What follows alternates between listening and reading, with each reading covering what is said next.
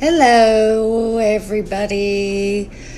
Just wanted to hop on here and give everyone a quick update. I know a lot of my T-Mobile friends and fellow employees. I know a lot of them are working and they're really, really super busy right now. So that way they can actually get an update because it's kind of crazy. Anyway.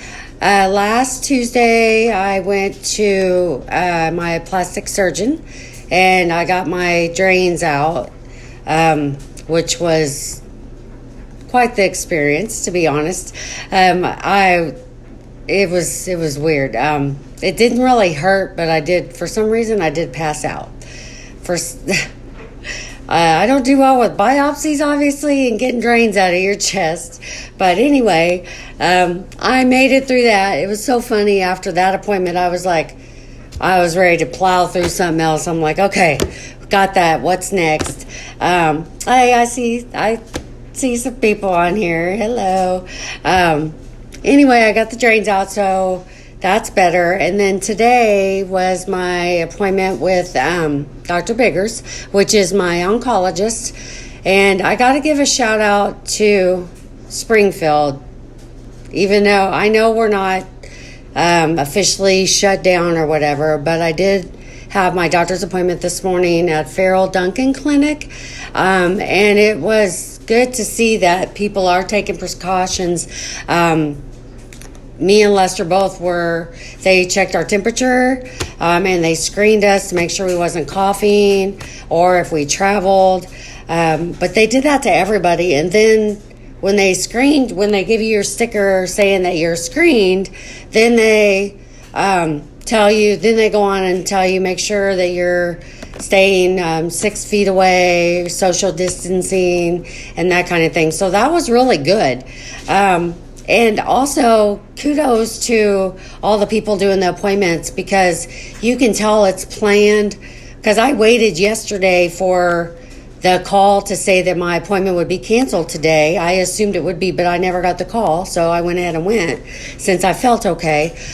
So shout out to, I know like Springfield right now, we're not officially at the stay home stage yet, but at least we know that our doctors and our hospitals are all following protocol, what the rest of the country is following. So that made me feel really, really good.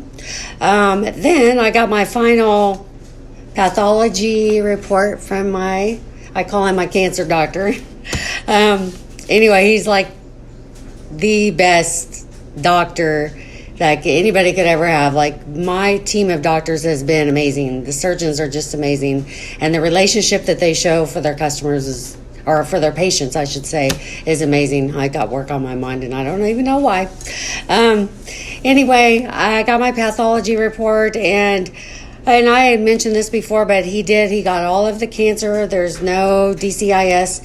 He said a lot of it was taken through the biopsy, which was really good. And I have clear margins again, so that is such a blessing.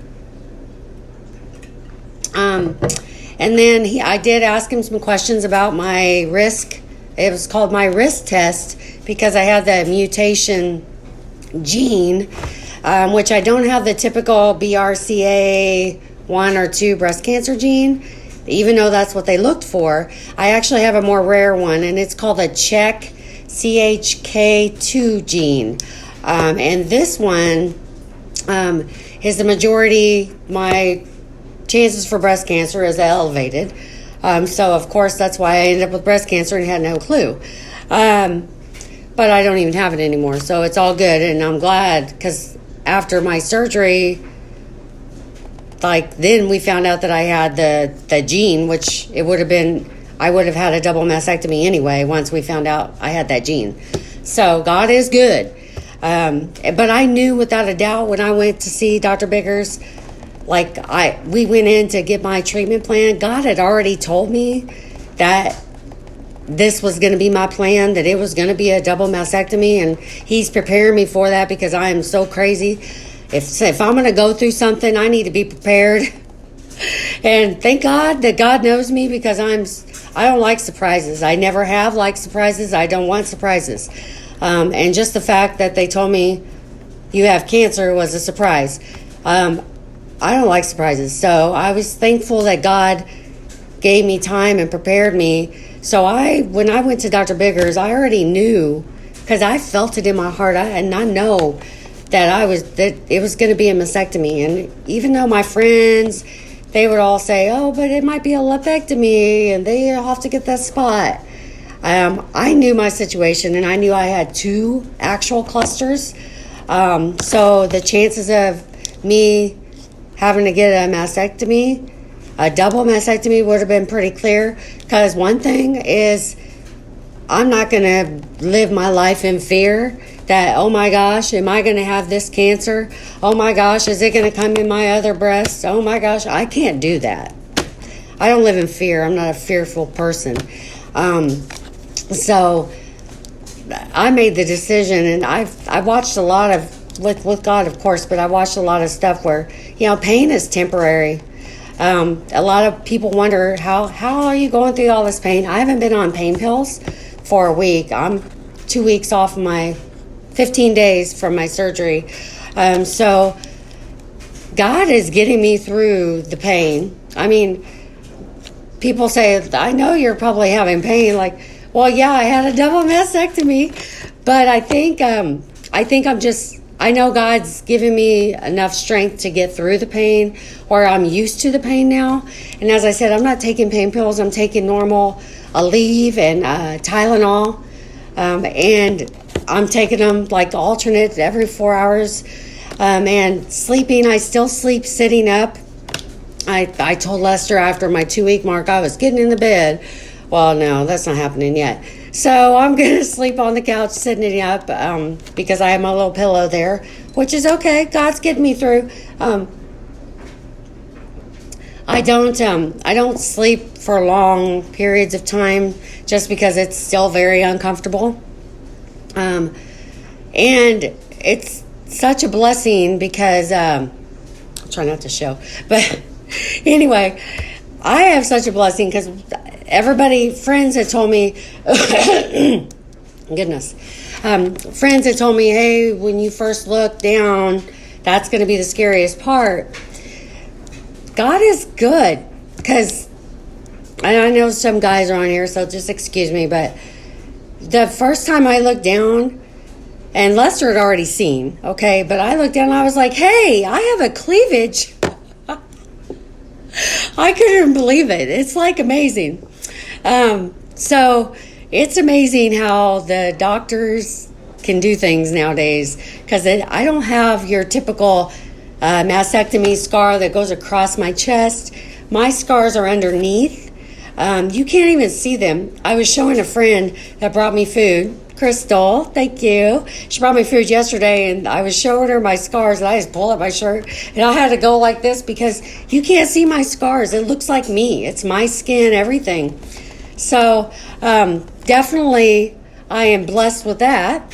So that was a lot of people said, oh, you're going to be so scared when you look at yourself. Well, I mean, I know right now I have expanders in, and I know that this is the temporary breast that I'm going to have, because I'll have the permanent ones put in about 6 weeks or whatever, whenever we're ready, because my skin has to stretch. So my next appointment with the cancer doctor, that's not for 3 more months. So that's good, because he said he doesn't want me to get out if I have to come see him, especially when I'm seeing my plastic surgeon, which is amazing too, Dr. Shaw. I seen his nurses last week, but I'll be seeing him on April 7th, and that's when we start our expansion process. That's where they put the saline, and it's a process because they have to stretch my skin, and then they'll put in the new gummy bear implants. That's really good for women that had mastectomies with reconstruction. So I start that process on April 7th. So today was my last day out till April 7th, because I am in the risk category. So I'm being smart. I'm sleeping a lot. I know the sun's going to be coming out here the next couple days, and I'm looking forward to that. I have tried to get out a little bit. I get dizzy, real dizzy or nauseous when I stand up too much. And that's just because I haven't been doing anything for 2 weeks but sleeping and eating and watching soap operas. And Self-Made was good. I've finished the All-American series. That's good. So watching all kinds of stuff. I did watch The Handmaid's Tale for a minute, but I can't watch that. That's not me right now. I have to watch positive stuff. So on that note, I just wanted to hop on here. I know everybody's scared right now, but again, I know like this whole situation, like who would have thought I'd have a breast cancer journey during a crisis in our nation. But it's some of it can actually be compared to the same way, because when I found out, and I'll just say this real quick because maybe somebody needs to hear it. But when I found out that when I had breast cancer, like my whole world stopped. I didn't want to talk to anybody. I isolated myself. So there's a lot of comparisons. And I think that was just God's way of preparing me for what we're all going through as a country. But everybody just keep praying. Stay positive. My daughter, she FaceTimes me every day. My son, the kids, grandkids, everybody. I really miss my grandbabies. I miss my kids too. I really miss my grandbabies. And they love their Mimi, I'll tell you. But just make sure that we're staying in contact with people as much as we can. All my friends at work at T-Mobile, I know you guys love me, and I know you're thinking about me. Just take care of the customers right now. And it's hard, but just try to be positive and think positive. Anyway, I will see you guys soon. Probably won't be on for a little while. Oh, I do have a YouTube channel that I think I figured out how to make it myself. So it's Tina Baker, my breast cancer journey on the YouTube. So I've been doing daily little short videos of my little journey. So if you guys want to watch something while you're locked in the house or whatever, or not locked in, stayed in your house, I should say. Anyway, God bless. I love everybody. Hey, Heather. Yay. I see everybody's watching. Anyway, thanks a lot. I love you guys. Bye.